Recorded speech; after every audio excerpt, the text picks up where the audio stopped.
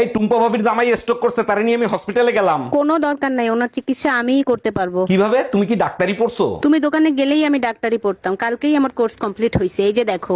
মাত্র 30 দিনের ডাক্তারি কোর্স কমপ্লিট 3000 টাকায়?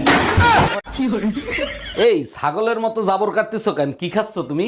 হজমোলা খাচ্ছি, ডাক্তার বলছে হজমোলা খাইলে হজম শক্তি বাড়ে। কোন গাধা বলছে? আজ পর্যন্ত শুনছো কোনো কিছু মেয়েরা পেটে হজম করতে পারে? ছেলেদের থেকে মেয়েদের হজম শক্তি বেশি। আজ পর্যন্ত শুনছো কোন মেয়ের বয়ফ্রেন্ডের কথা হাজবেন্ডের কাছে বলছে?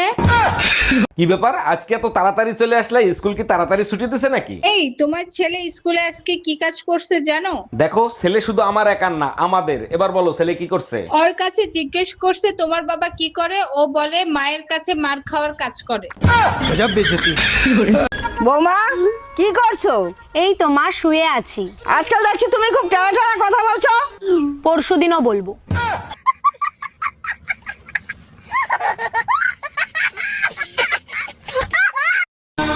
এই মেয়ে, এখানে বসেছো কেন? এটা কি বসার জায়গা?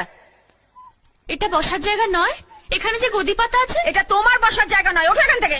ও, তাহলে তাহলে কার বসার জায়গা? এ বাড়ির লোকেদের। ও, তাহলে তো ঠিকই আছে, আমি তো এখন এ বাড়ির লোক। এ বাড়ির লোক কোথাকার কে অজাত কুজাত? চুপ, একদম চুপ। তখন থেকে উল্টো পাল্টা বকে যাচ্ছে। কোথায় যাচ্ছ আম্মু?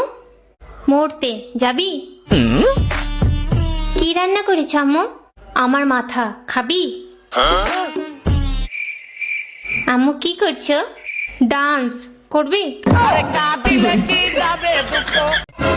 ভগবানের কৃপায় খুব ভালো একটা স্বামী পেয়েছি, কোনোদিনও শত্রুর অভাব বুঝতে দেয়নি।